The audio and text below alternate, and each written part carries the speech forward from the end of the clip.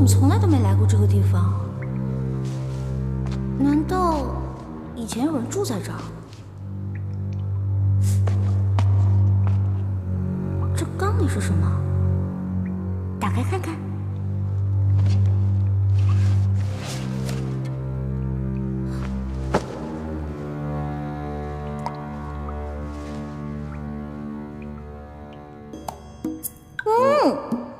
原来是野山葡萄酒啊！这还有野山葡萄酒呢。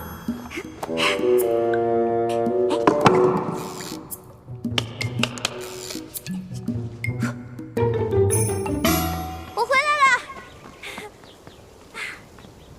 你跑哪儿去了？大伙都快急死了。有什么可着急的？我都这么大个人了，能出什么事儿？爹，你就知道游山玩水，不务正业，你知道吗？你的师哥师姐们都已经通过考核，可以出师了。真的？恭喜各位师哥师姐了。薛姐姐，那你到江湖可什么事儿都得分享妹妹一份，好吃的好喝的都得给我留着，知道吗？没问题。就你那三脚猫的功夫，跟着你师哥师姐们，还不是拖累他们？才不会呢！你也太小气了吧！师哥师姐才不会呢，他们会有福同享，有难独当的，是不是？大不了他们打劫，我站岗；他们吃肉，我喝汤嘛。就知道油嘴滑舌，懒得理你。马上跟我回去，过一个时辰，面壁思过。贵就贵。走了。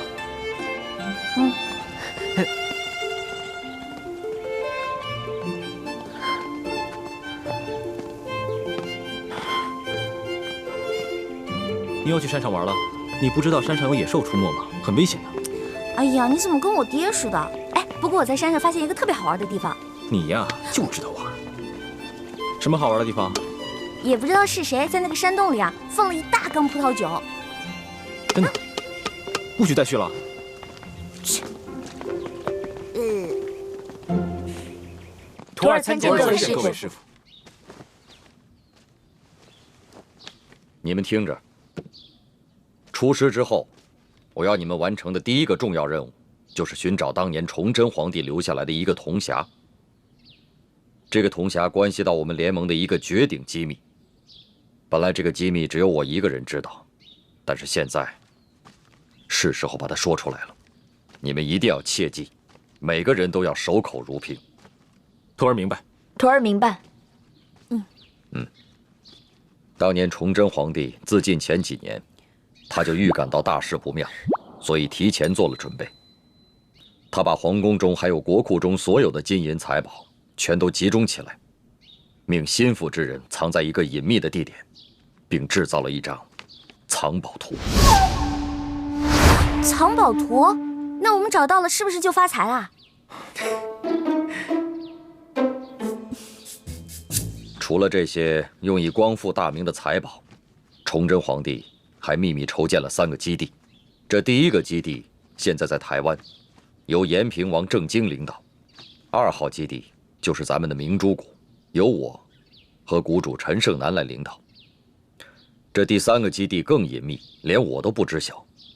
崇祯皇帝把这3个基地的资料，还有派遣到全国各地潜伏的大明义士名单，制作了一本小册子。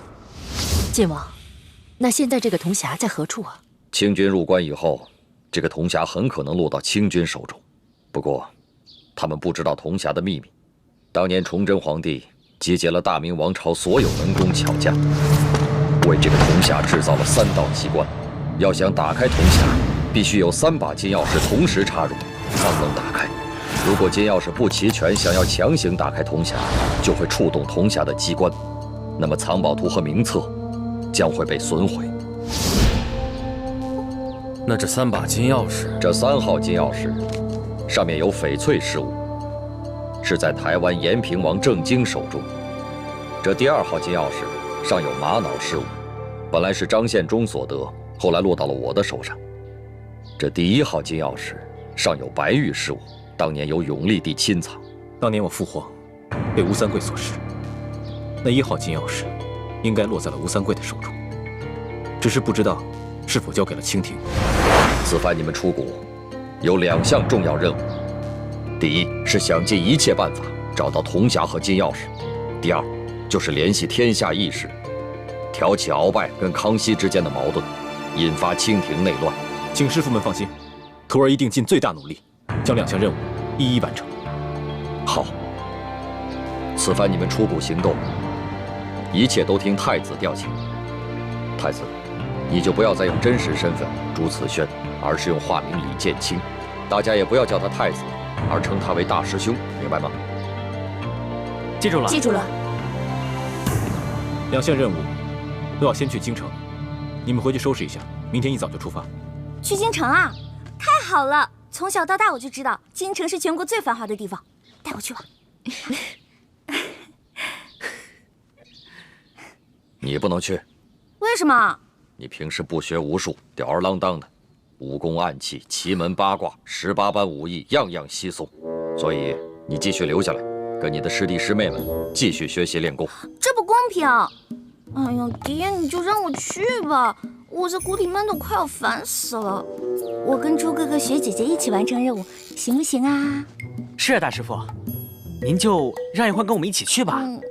是啊，让一欢一起去吧。大师傅，就让小师妹跟我一起走吧。爹，太子，你是这次行动的总负责，那么一欢是留在谷中，还是跟你们出去一同执行任务，都由你来决定。猪哥哥，从小到大你最疼我，是不是？你肯定会同意我去的，是不是？啊？欢妹，此番我们出谷要执行的2项任务都事关重大，我要对全局负责，更要对你的安危负责。所以啊，你就乖乖留在谷中，继续游山玩水，逍遥快活吧。等我回来，给你带好吃的。爹及诸位师傅在上，一欢历来胸无大志，唯愿吃遍天下美食，穿遍天下美衣，还有找齐珍贵药材，配出冰肌血肤养颜膏，治好倩影姐姐的脸。还望诸位师长原谅一欢违禁出谷，待实现3大愿望之后，一欢再回谷，负荆请罪。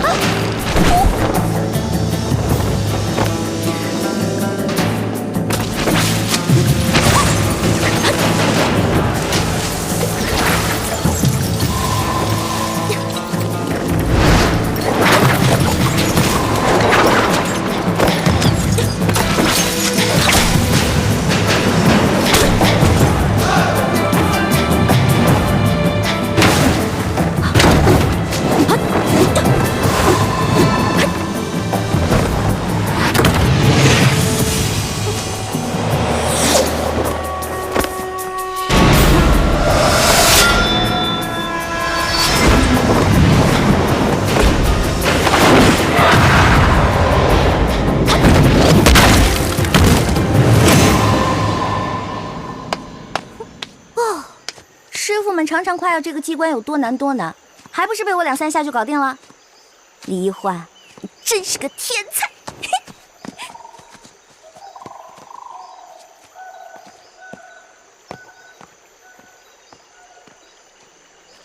范先生，你立刻飞鸽传书给太子他们，告诉他们，一欢已经出谷，让他们务必保护好一欢。既然晋王担心公主的安全，为何还要故意简化机关，放她出谷呢？晋王，7年前，当时我逼不得已，就自作主张，就把公主跟你儿子给调包了。7年前，我亲手射杀的女儿，竟然是我大明朝最后一个公主。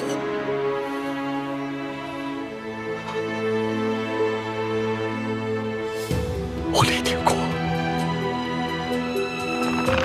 罪孽深重啊！不，公主尚在人间。当年你那一箭，刚好射中皇后送给公主的玉佩上，所以公主毫发无伤。这些年，我一直带着他隐居在明珠谷。现在远在台湾的太子，对我们大明的志士们来说，是极大的鼓舞。如果让他们知道，大明皇室只剩下一个公主，恐怕他们就没有复国的斗志了。如今世上，知道太子是你亲生儿子，奕欢才是大明最后一个公主的人，就只有你我二人了。我知道了，我马上传信给延平王，让他把太子送回来。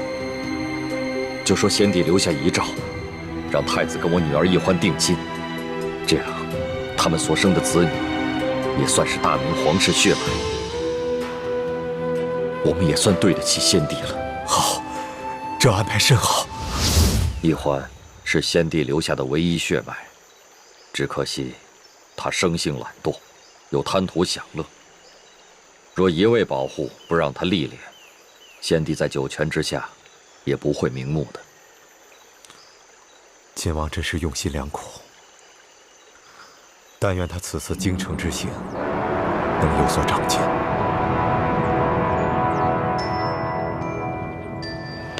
来看桃仁，好看，多好这个。哎，卖鸟嘞！哎，您看我这鸟。鸟儿应该自由的飞翔，不应该在笼子里。哎，您干嘛？对不起啊。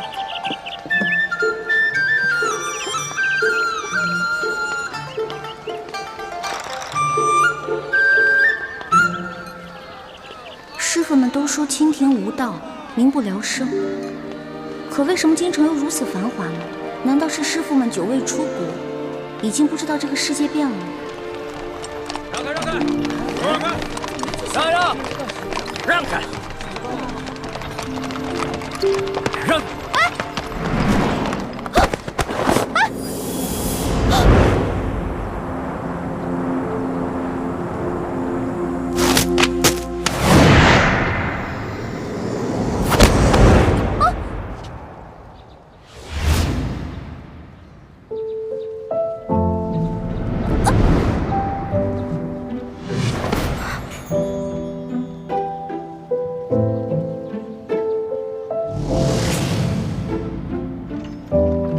哎，小孩儿，哎，干嘛呢你？啊？对不起啊，不妨事。是，少爷。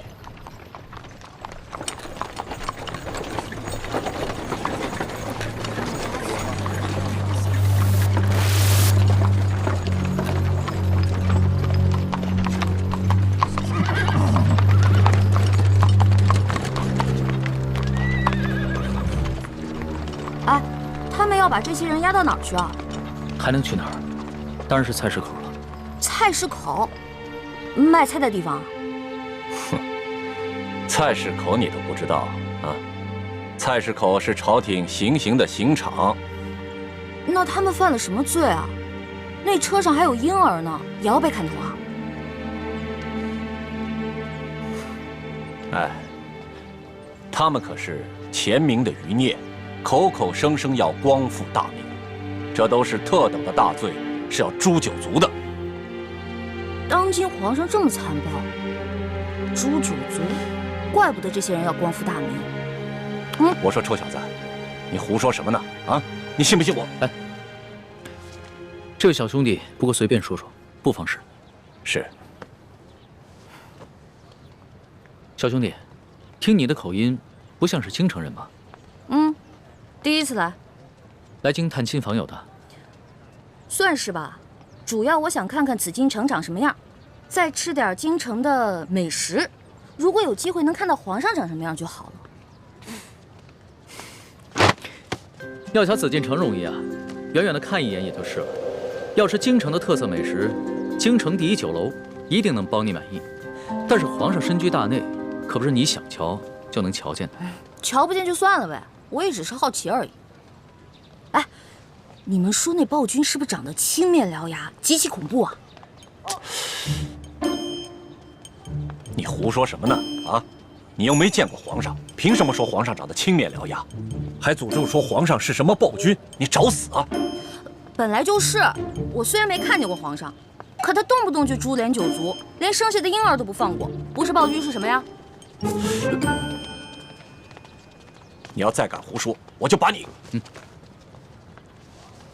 可我听说，当今圣上年少，虽然早已亲政，可朝政依然把持在辅政大臣鳌拜的手中。你说的暴政，可不关康熙皇帝的事儿啊。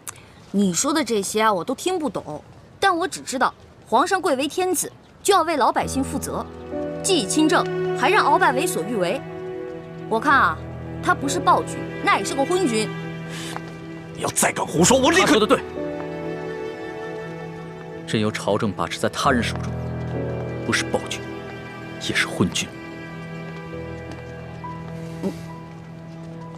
瞧他那把扇子很是名贵，我还是不要招惹这种人为妙。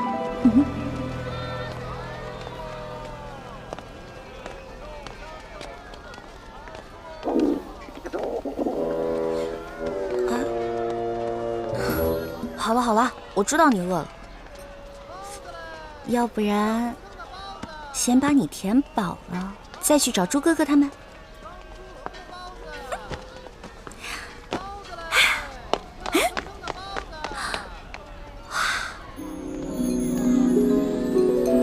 这难道就是刚才那位富家少爷说的京城第一酒楼？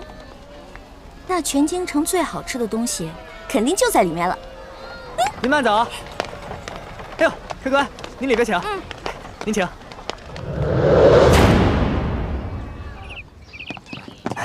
客官。来，客官，您坐这儿。我要坐那儿。哎，我要看着京城最好的风景。就这样。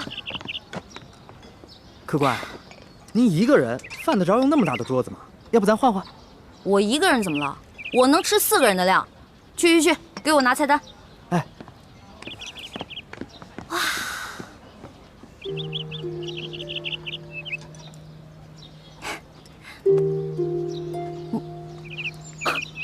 好巧，又见面了。原来是你啊！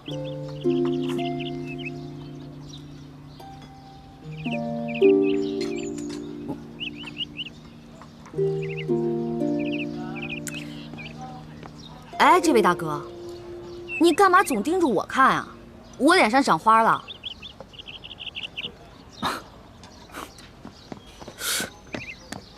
客官。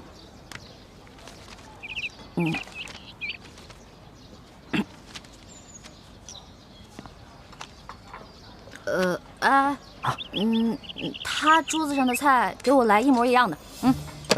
客官，那桌还有客人没来，您点那么多，一个人吃得完吗？哎，你管那么多干嘛呀？我让你去给我做，你就赶紧做。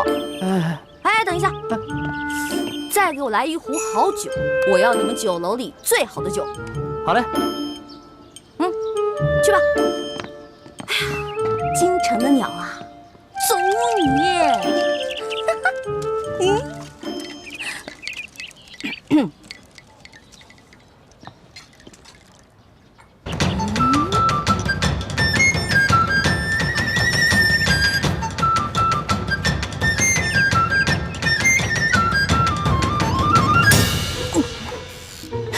说了啊，看你还敢动我！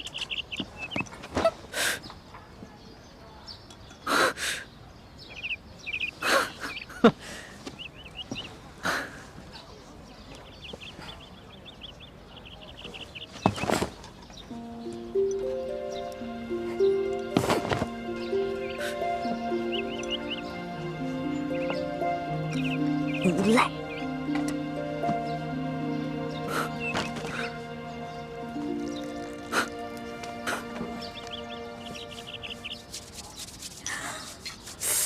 哇，这么多好吃的，先吃哪个？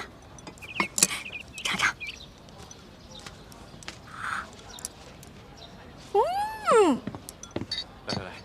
来，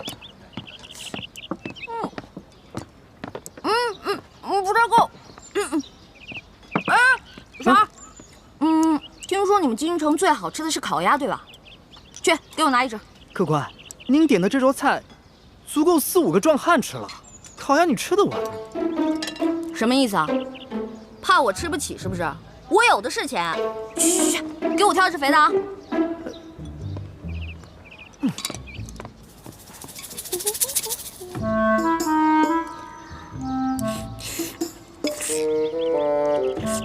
客官，烤鸭。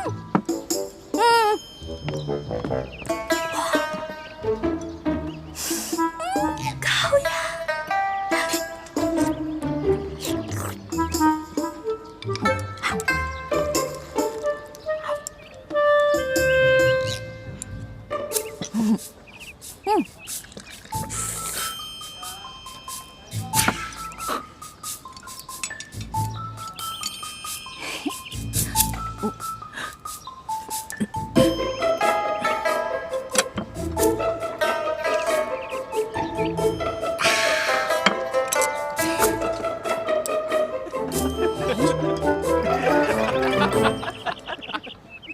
你看他这吃相啊！你这快吃相来！你们看，你看，笑什么呢？就笑你怎么了？长得跟个姑娘似的，吃起饭来跟头牛一样。我花你们家钱了，穿你们家衣服了，吃你们家饭了。看不出来，你不仅食量大，脾气也挺大的呀。今儿我就替你父母好好教训教训你，改给你的臭毛病，不然以后可娶不着媳妇儿。想教训我，小爷请你们吃鸭肉。不。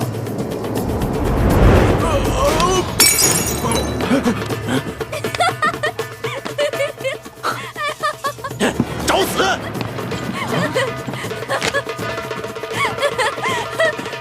哎，党横是吧？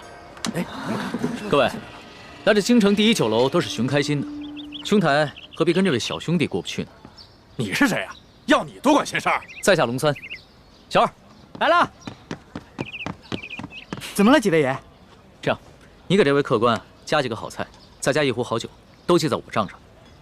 在下替这位小兄弟向你赔个不是。哎，来，几位爷消消气儿，这边请。哼。小二，这些银子够不够？够，用不了这么多。剩下的都赏你了。好，谢谢爷。果然是个富家公子，哼，有钱了不起啊！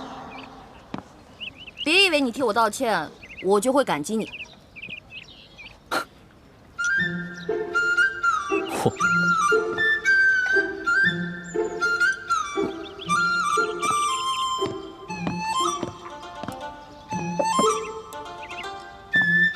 小兄弟，看你那么喜欢吃美食，这个呢，是我自家带过来的糕点，外面吃不到的，赏脸一品吧。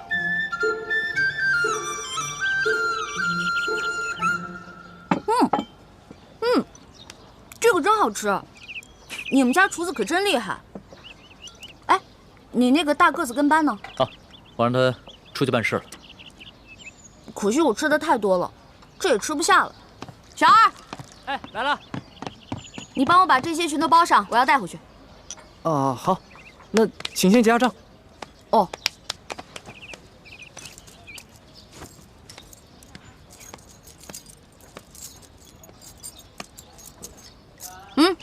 不用找了。这不够啊。这可是整整1吊钱啊！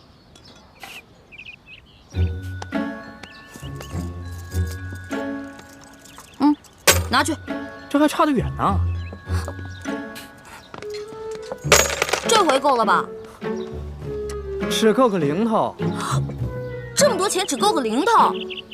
你这京城第一酒楼的菜也太贵了吧？这些钱都是我跟我兄弟姐妹1年的利钱呢。这儿可是京城第一酒楼，可不是你们乡下的草棚子小饭馆。你看看咱这桌布，再看看咱们店的陈设啊！我跟你说，除了皇宫敢用黄色，普天之下没人敢用黄色，唯独本店。为什么？因为本店是先皇特许。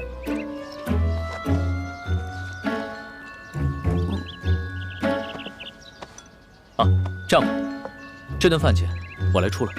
哎，且慢。虽然我知道你比我有钱，但是我也知道，无功不受禄。这样吧，我能不能先欠着，等我哥哥来了以后再付给你？可以啊，但是把你刚才掏的那块玉压在本店。带着这块玉赶回客栈，晚上会有别的叔叔接你回明珠谷。义父，你要去哪儿啊？我要跟你在一起。义父要为刚刚被绞死的那几个人收尸。这件事情太危险，你不能跟着我。那些被绞死的人跟咱们有什么关系啊？义父为什么要去给他们收尸？你还小，你不明白。记住，这块玉是你亲娘留给你的最后遗物，也是唯一能证明你身份的信物。你千万不能把它弄丢、弄脏。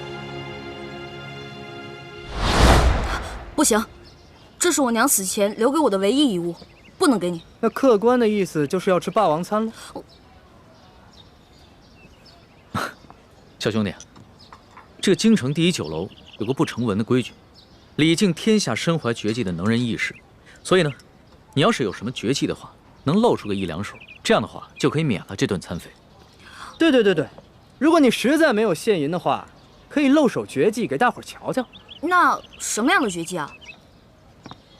来，小兄弟啊，你看到这上面挂的字画了没有？只要你能题一首诗，写一首好字儿，或者是画一幅画，就够格了。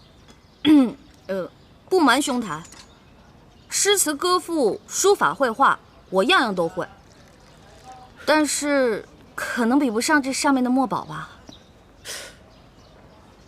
若是小兄弟觉得自己文采稍逊的话，那会不会什么别的，比如某种乐器、舞蹈，或者武功杂艺？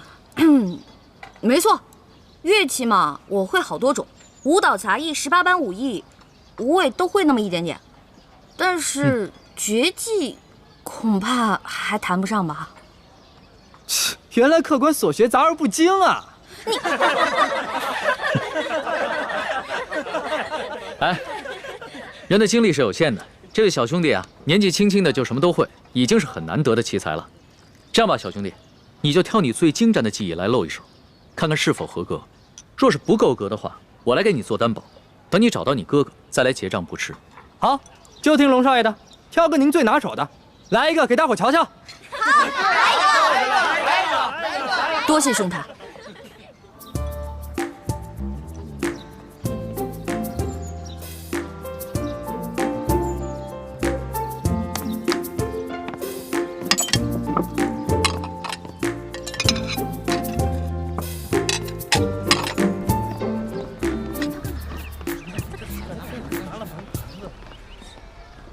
他要干嘛呀？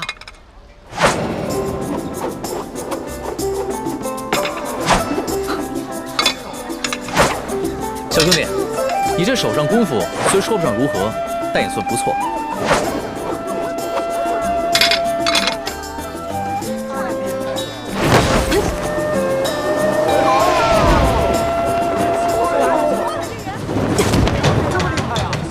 好，原来小兄弟最擅长的是轻功啊！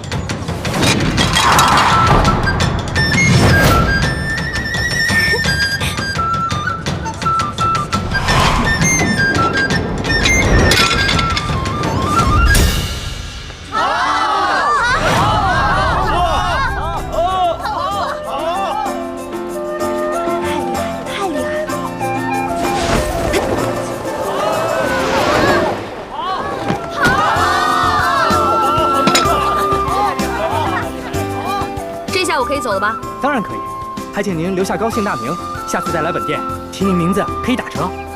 姓名就不必了，朱门酒肉臭，路有冻死骨。你这京城第一酒楼的一顿饭，够我跟我兄弟姐妹过1年了。先撤了。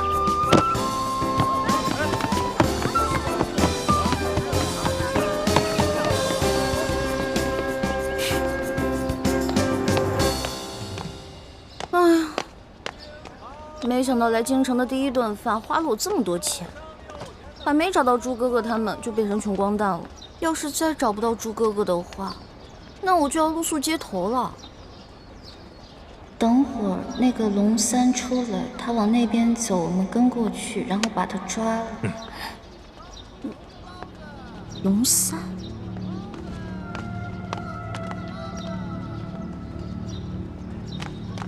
哎，兄台，我正要追上你呢。哎，兄台，喂，我，哎，小兄弟，不要问。刚才我看到几个江湖人士在打手语，他们好像要对你下手。不会吧？我平时极少出门，没有什么仇家。你当然是没什么仇家了，但是你爹娘没有教育过你吗？出门财不可外露，估计啊是盯上你的钱了。我这个样子很有钱吗？一看你就是一个不经常出府的大少爷吧，没什么江湖经验。你啊，虽然穿了一件普通的绸衫，但是你手上那个玉扳指，还有你的帽子跟腰带上镶嵌的美玉，都是极品兵种。再看看你这把古扇，这扇面是黄庭坚的真迹吧？足以买下这整栋酒楼了。啊，我倒是忘了这些细节了。小兄弟，你真是好眼力啊！哼，其实在下的能力呢，不光是刚刚在楼上说的那些，我对鉴赏古玩玉器也是不在话下。多才多艺，真是多才多艺。哎，不知道小兄弟叫什么名字？我们交个朋友吧。哎，你先别问我叫什么名字，我先问你，那个揪我小辫子，你那个大个子跟班呢？我原来还带了几个跟班，不过都被我派出去办事儿了。我们约好了，在街角转头的那个书画斋门口碰头。哎呀，如果你这样一个人出去的话，估计你也走不到书画斋了。那怎么办啊？这样吧，看在你刚才帮我解围的份上，又请我吃了一碟点心，我来帮你。哎呀，我的轻功你又不是没见过，区区小意思啊。那就多谢小兄弟了。想不到这天子脚下，北京城内光天化日还有人抢劫绑架，也难怪朝廷会实行严苛的刑罚。亏你还饱读诗书，这什么狗屁道理？推行暴政，我虽然不懂国之大事，但是我也知道，唯有仁政才能治理天下。还愣着干什么呀？赶紧去换衣服呀！哦。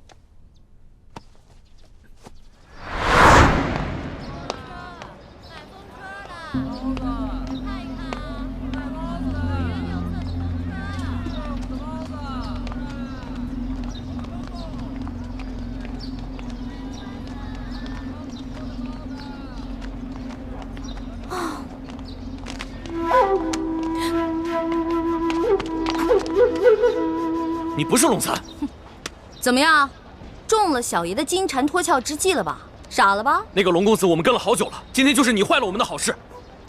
所以你们想干嘛呢？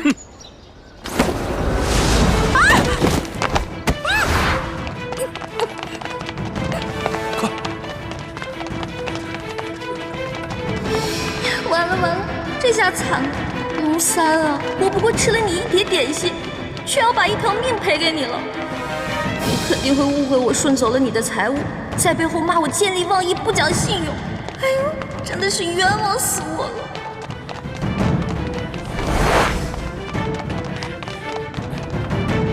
少主，今天有人破坏我们的计划。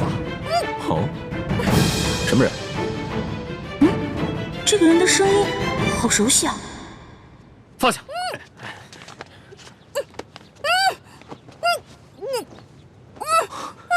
欢妹，怎么是你啊？把绳子解开！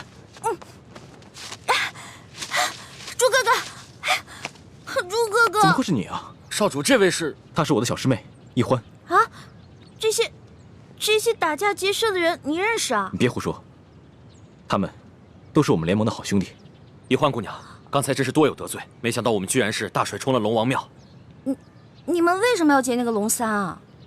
京城的达官贵人们都爱去那第一酒楼，所以我们在酒楼当中也安插了眼线，方便我们打探消息。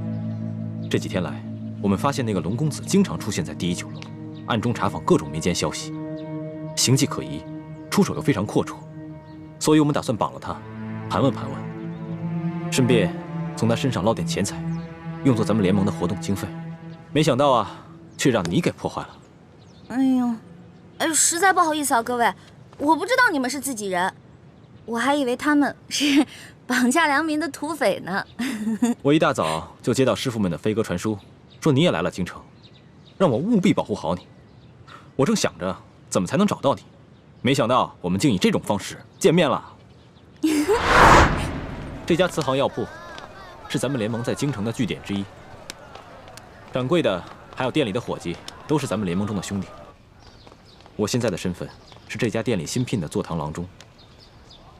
你给我记住了，以后在外人面前要叫我李建清李先生，不许再叫我朱哥哥了。知道啦。哎，朱哥哥，叶哥哥、雪姐姐、樊姐姐呢？他们都出去执行任务了。哦，我呢，在指挥兄弟们绑架龙三儿。没想到却歪打正着碰上了你。对了，你为什么要帮龙三儿啊？这个嘛，我先进去换件衣服，出来再跟你说。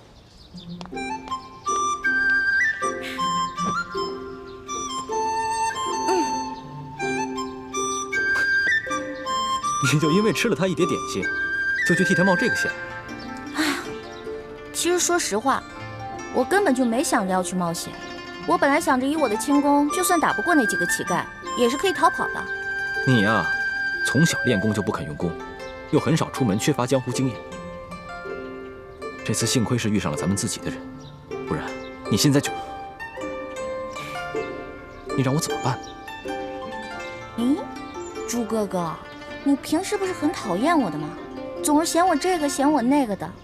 我要是死了，你不就少一个大麻烦吗？呸！胡说什么呢？一点都不知道忌讳，赶紧呸一个！好，我呸！我什么时候讨厌过你？你是故意气我的，是不是？我开玩笑的嘛。行了，朱哥哥，我得出去一趟。不行，不告诉我你去哪儿，别想出这个门。万一出事了怎么办？放心吧，这次我不会再出事儿了。我只是想把这个东西当面还给龙三。这个龙三身份很可疑，你要多留一个心眼。见到他，仔细打探一下他的底细。知道啦，朱哥哥，走了。你当心点啊！